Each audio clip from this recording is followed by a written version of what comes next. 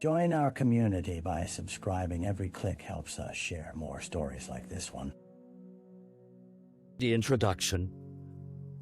In the heart of a small town nestled between rugged hills and dense forests, a heavy silence loomed on a crisp autumn day. The leaves, a kaleidoscope of fiery reds and bitter yellows, rustled softly against the wind, almost as if nature itself was bearing witness to the troubling events that were about to unfold. Every corner of the town appeared unassuming, yet beneath the surface lay secrets that had begun to intertwine with the very fabric of its existence. The sun barely peeped through layers of ominous clouds hanging low over the precinct, lending an air of expectancy to the day. At precisely 8 o'clock, Sheriff Martha Grayson had just arrived at the station, feeling the weight of her responsibilities pressing down on her shoulders. The small, weathered building served as both a refuge and a command center, a place where justice was pursued, yet often eluded even the most diligent of officers. In the conference room, a map of the town was tacked to the wall, pinned with red dots indicating recent incidents. Martha studied the tangled web of locations with a furrowed brow. They were small crimes, petty thefts, and minor disputes. But one dot stood out. It represented the location where a young woman had vanished just days prior. Sara Jenkins, 24 years old, a bright star in the community, and a budding art. Her disappearance sent shockwaves through the tight-knit town, igniting concern and panic, placing every resident under a cloud of suspicion. As the sheriff prepared to brief her team on Sara's case, she couldn't shake the feeling that this was more than just one missing person. Beneath the polished veneer of their idyllic life lay hidden truths, waiting to surface, and this case could very well unravel them all. The victim, Sara Jenkins, was the kind of person whose laughter hung in the air long after she had left the room. With auburn hair that danced like flames against her pale skin, and a smile that could ignite even the most mundane gatherings, she was a beloved figure in the town. Known for her vibrant artwork that adorned local galleries, she infused life into every canvas, creating connections where words sometimes fail. On that fateful morning, the sun shone through the kitchen window of her small, cluttered apartment, illuminating a world waiting for her to awaken. Empty paintbrushes lay scattered on the table, and vibrant splashes of color speckled the floor, a testament to her creativity and passion. Yet, amid the chaos of her artistic space, a palpable stillness lingered, signs of a life abruptly interrupted. When Sara didn't show up for her afternoon volunteer shift at the local community center, friends began to worry. She was always punctual, never one to forsake her commitments.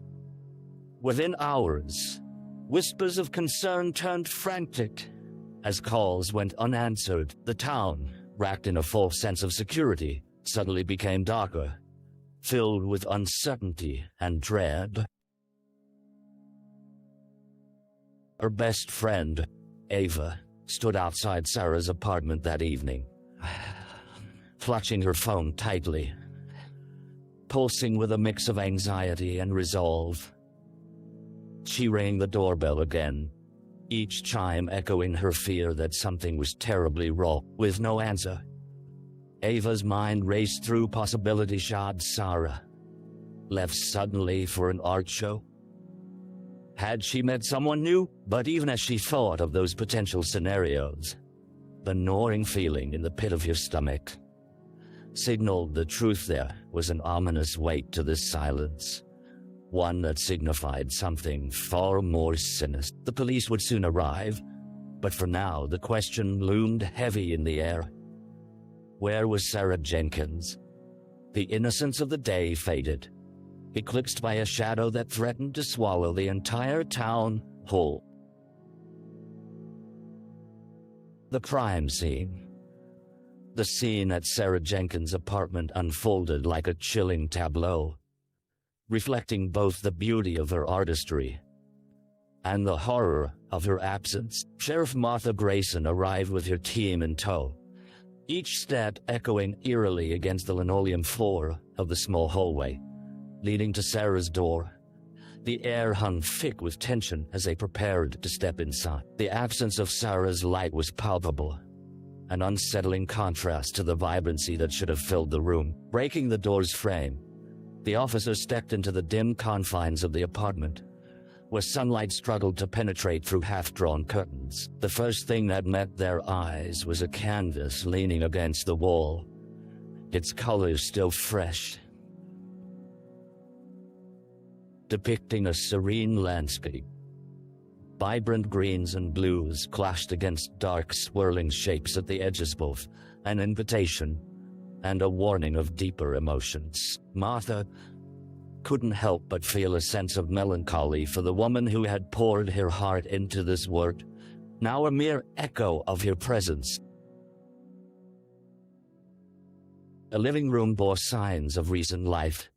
Half-full mugs of paint water stood on the table, accompanied by scattered brushes and a crumpled sketch pad, its pages revealing ideas still in flux. Yet was the unsettling quiet that gnawed at them. A quick search of the premises revealed no signs of forced entry. The door had been locked from the inside, and all windows remained shut tight, untouched by the outside world. The officers proceeded to the bedroom, where the atmosphere shifted dramatically. Items were strewn about haphazard, lie bed unmade, clothing flung unceremoniously on the floor. It was here that they found evidence that would change the trajectory of the investigation. A single shoe lay abandoned near the closet, and upon further inspection, it revealed Atracia, long dark hair caught in the stitching, suggesting confrontation. Martha took a deep breath, her instincts flaring as she caught sight of a broken picture frame on the floor. Within it was a photo of Sara and Ava, their faces glowing with joy during a past art fair. The sheriff's mind raced. A quiet town, once serene, now sat on the brink of upheaval. The connection between Sara's disappearance and the fractured remnants of her life was deepening, entwining them with an invisible thread that promised to expose more than they could have ever bargained for. The early investigation, as the sun dipped below the horizon, casting elongated shadows that flickered across the town's streets, the atmosphere thickened with unease. Sheriff Martha Grayson set up a temporary command center inside the community center, a hub where officers gathered and information began to flow. But a trickle from an uncertain source. They crafted strategies, scrutinizing every detail of Sara's life, a search for a motive, a suspect, and the tiniest lead that might unravel this twisted tale. Martha's first course of action called for interviews with those closest to Sara. The first was Ava, whose eyes were rimmed red from hours of worry and fatigue. As she sat across from Martha, her hands trembled slightly, betraying the calm facade she attempted to uphold. She didn't mention anyone unusual, Ava stuttered, her voice cracking under the weight of her anxiety. Sara was always focused on her art. Her gallery show, she was excited, planning everything down to the last detail. She went out running most mornings, but there wasn't anyone strange around. I promise. Martha noted Ava's frantic flipping of her hair, the guilty glances darting about the room, indicators of unspoken fears. Well, the sheriff understood the burden of uncertainty that pressed down on those left behind. While pushing gently, she inquired about Sara's relationships, any recent changes, anything that could shed light on her state of mind before her disappearance. As Ava spoke of their last conversation, a discussion of a new boyfriend, someone Sara had met at a gallery weeks prior, Martha caught a flicker of hope. A lead, however slight, began to form in her mind. They needed to find this man. In tandem with interviewing friends, the team began canvassing the town, questioning people who might have seen Sara in the days leading up to her disappearance. A mechanic recalled a woman matching her description running along the main road, a fleeting glimpse that would not go unnoticed. Meanwhile, others noted odd happenings. A dark sedan parked outside the community center. A stranger lingering near the gallery. The threads began to weave, connecting friends and strangers alike in an intricate lurking web of potential suspects. The early investigation, even as it gleaned fragments of information, carried the weight of urgency. Each moment was precious, as time drew them further from the day Sara had vanished. Martha felt the weight of each detail pressing heavily on her chest, a reminder that uncovering the truth might just lead them down a path they were not prepared to follow. The small town, once tranquil and serene, now pulsed with the harrowing heartbeat of uncertainty, signaling that the search was only just beginning. The dead ends. Days turned into a blur as the investigation intensified. Yet every lead seemed to dissolve into nothingness, leaving Sheriff Martha Grayson and her team grasping at shadows. The dark sedan, after scouring through parking records and surveillance footage from nearby businesses, remained untraceable. There were no plates, no witnesses to identify the driver. It was as though the vehicle had appeared from thin air, just like the essence of Sara Jenkins. Martha sat in the command center, her brow etched with worry, surrounded by piles of paper and empty coffee cups. The air was thick with frustration as officers repeatedly returned with scanned updates, their excitement dwindling with each report. Ava had shared a description of the mysterious boyfriend, but his existence failed to materialize in the local bar scene or through social media. The rumors began to feel like a cruel game, the town itself becoming a suspect in its own right, suffocating under the weight of disquieting uncertainty. During an evening tea meeting, one officer spoke up, mentioning an obscure connection from Sara's past, a fleeting relationship with a man she had dated in college. It was just a name on a list, but as they delved deeper, the distance between them and Sara only widened. Old classmates turned distant, seemingly unaware of her life beyond the cap and gown. Attempting to rekindle hope, Martha suggested revisiting areas where Sara was last seen. Perhaps someone in the neighborhood had witnessed something. They canvassed the running trails, engaging with joggers who, after repeating the same story, began to tire of their inquiries. Confidence waned as every encounter fell flat, leading to the unnerving realization that there were no solid witnesses, no footprints, nothing definitive to hold on to. A week passed, and the sheriff returned to her office one evening to find the dim glow of her desk lamp illuminating a stack of unsorted tips. One in particular caught her eye in an anonymous note, suggesting a friend of Sara's had seen her arguing with a man at a gallery opening. Frustration ignited within her. It felt too late. Another dropped lead in a maze of dead ends. However, this lead felt different. References to a specific date and time ignited a flicker of determination within her. She gathered her team and plunged deeper, hoping that perhaps this lost thread might yet lead them back to the heart of the mystery. Nevertheless, as darkness descended upon the town, the chilling reality remained. With each day that passed, Sara's fate felt increasingly precarious, and the ticking clock only amplified the urgency of their search. A break in the case.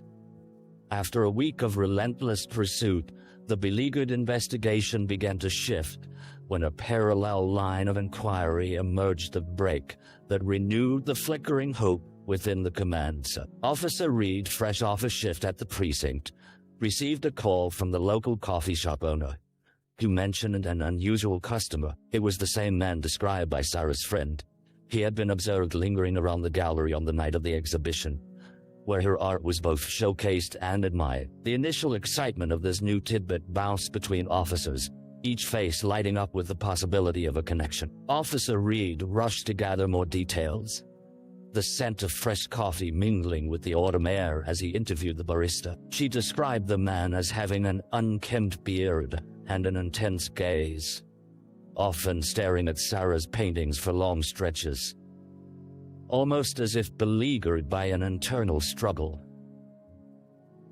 "Why didn't you tell us sooner?" Martha asked as Reed relayed the incident back at the command center.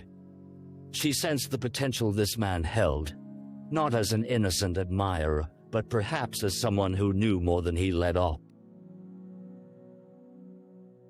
Determined to pursue this lead directly, Martha requested the security footage from the gallery that night.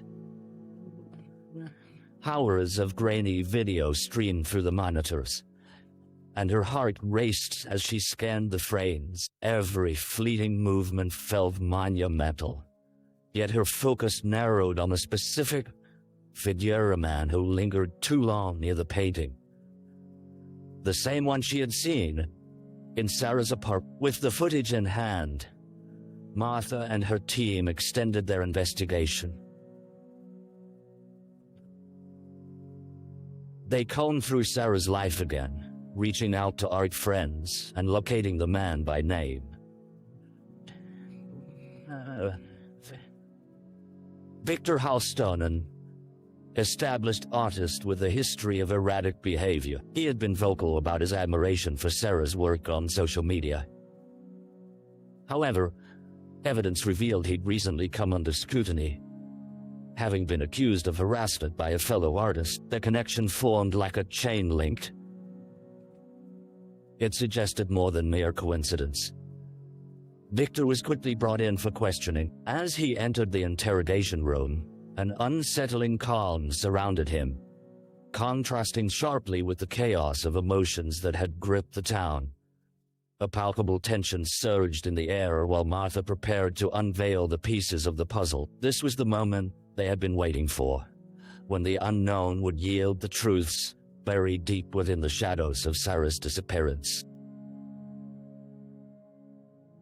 The hours ahead would test their resolve, but for the first time since Sara had vanished, it felt as if the investigation was finally moving forward. However treacherous the path might become, the suspect. The fluorescent lights in the interrogation room cast a stark glow on Victor Halston, illuminating the many lines etched across his face. He sat impassively, his carefully groomed beard and intense gaze betraying nothing of the questions swirling around him.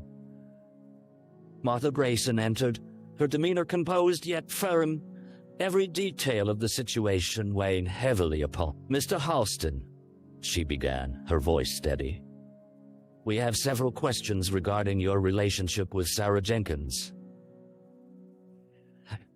He shifted slightly in his chair, a faint smirk grazing the corners of his mouth. "Relationship? I was merely an admirer, Sheriff, an artist supporting a fellow artist. Nothing more." Martha leaned in, scanning his reactions as she laid out Sara's Akaladasti stunning artwork that had emerged so profoundly from her fingertip. She was talented, but talent often attracts attention. "And tell me about the night of the gallery exhibition. You were seen leaving just before she disappeared." His eyes narrowed slightly, then flared with indignation. "I had a conversation with her, a brief one. I praised her work, but she seemed lost in her thoughts." "Lost enough in those thoughts to run away with you?" she pressed, leaning closer, detecting a flicker of discomfort on his face. "What did you really want from her?" Victor hesitated, the confidence in his expression faltering. "I don't know what you're implying," he shot back defensively, but Martha could see the cracks forming. I simply wanted to share my own experiences. Inspire her. There's nothing wrong with that. Martha knew his escalating defensiveness could be the key to unlocking the truth. He gestured toward the stack of papers on the table. Police reports, social media posts, and quotes of admiration laced with traces of obsession. But your obsession goes deeper, doesn't it? There are accusations, allegations of harassment against you from another artist. Is that how you express your admiration? His eyes darkened as he slammed his fist on the table. Those are lies. Lies, she countered, leaning back and letting silence linger heavy and thick between them. You can't be trusted, can you? You're angry, Victor? Angry enough to drive someone away? Sara is missing, and you might hold the key to what happened. For a moment, he fell silent, the intensity in the air palpable. Martha could feel the tension wrapping around them. Her instincts told her that Victor harbored secrets, a piece of the puzzle that he was unwilling to reveal. As the minutes dragged, she leaned over the table, eyes locked onto his. Help us find her. If you didn't mean to hurt her, tell us what really happened that night. Someone is missing, and time is running out for every... As she spoke, she saw the flicker of vulnerability beneath Victor's bravado. This was a fracture, a chance to peel back the layers masking the truth. She waited, her breath held in anticipation, sensing the tension poised to explode or finally bring forth enlightenment.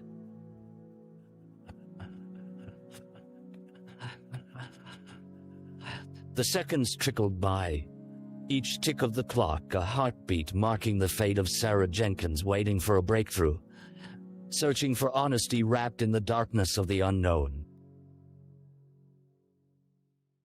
The trial of Victor Halston transformed the town into a cauldron of simmering tension and conflicting emotions. The courtroom, once a place of somber reflection, buzzed with anticipation as the villagers filled the benches, eager to witness justice unfold for Sara Jenkins. The stark wide walls echoed with whispered speculations.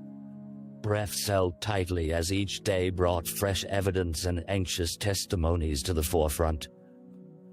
Sheriff Martha Grayson sat in the gallery, the weight of the case pressing against her chest. She had spent countless hours poring over every nuance of the evidence, following each whisper of the fraud investigation that led to this moment. Today, she would finally see justice sought for Sara, not only to honor her memory, but to bring closure to the anxious hearts of those who knew and loved her. The prosecution, led by a determined assistant district attorney, laid forth the case with painstaking detail. Through the testimony of Ava, Sara's best friend, the jury learned of the vibrant life Sara had woven into the fabric of the community. Ava spoke of coughing laughter over coffee, shared aspirations, and the gaping hole left by Sara's disappearance. Keir Street.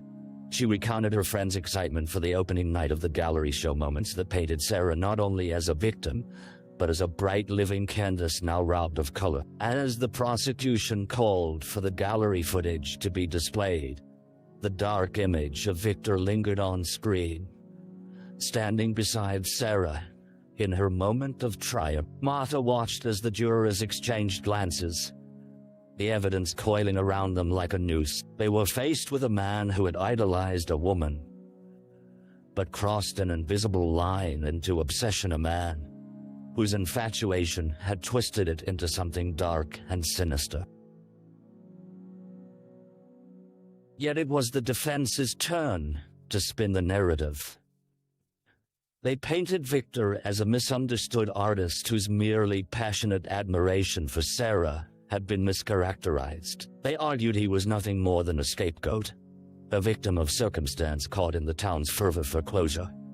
The attorney invoked emotions, recounting Victor's contributions to the art community and the friends he had lost. Doubts crept into the minds of some jurors as they argued.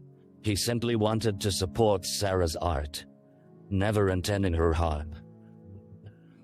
Martha gripped the edge of her seat, her heart racing as they presented the timeline of events. She knew too well the fabric that wove all of them together. Yet the courtroom hung precariously in uncertainty. The jury's faces, ranging from skepticism to pity, reflected the conflicting narratives clashing in the room. As the trial drew to a close, the atmosphere in the courtroom grew thick with anticipation. The jury moved to deliberate, whispers trailing through the room like leaves scattering on the breeze. Martha found herself lost in thought, considering the weight of the town's collective grief and how the outcome hinged on their understanding of obsession, love, and loss. When the jury returned, the decision hung in the balance like a tightrope drawn across the abyss. All eyes settled on the foreman as he began to read the verdict. An echo of hope and fear enveloped everyone present. Would justice honor Sara's spirit, or would the town be compelled to wrestle with the unanswered questions lingering in the air? With hearts pounding, the courtroom held its breath, awaiting the final word that would forever alter their lives. The aftermath. The courtroom was enveloped in an eerie stillness as the verdict echoed through the air, sealing the fate of Victor Halston. When the gavel fell, the reality of the decision surged through the room like a ripple across still water. Martha Grayson felt the weight lift momentarily from her shoulders. Yet there lingered an ache, wild and untamed, in the pit of her stomach because, even with the guilty verdict, the questions remained. In the weeks that followed, the town hovered in a surreal limbo, caught between relief and ongoing grief. The vibrant colors of autumn faded into winter's bleak gray much, like Sara's laughter that had once echoed in galleries and shops alike, now replaced by whispers and hushed tones. Families who had been drawn together in shared worry faced a quiet reckoning, grappling with the reality that their idyllic lives had been irrevocably altered. Support groups formed within the community, forging connections among those who shared both heartbreak and solidarity. Conversations about grief blossomed in kitchens and cafes. And together they recounted stories of Sara, her kindness, her laughter, and the impact she had on their lives. Yet no amount of sharing could fill the void left by her absence. Martha returned to her everyday duties, but her heart carried the burden of lost potential.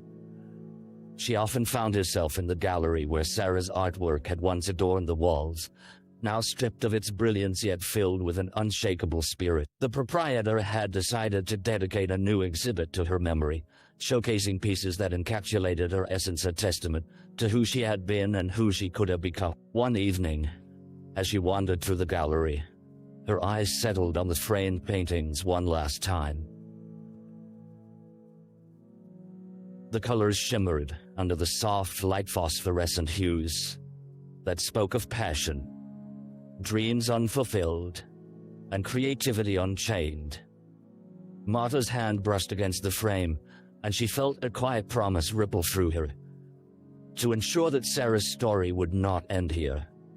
In the aftermath of the trial, the town slowly began to heal, but the scars resided just beneath the surface. While Victor faced his own reckoning, Martha recognized the imperative need to address the cycles of obsession and mental health within their community. She engaged in outreach efforts, aiming to raise awareness about the fine line between passion and possession, advocating for support systems that might prevent tragedies like Sara's from occurring again.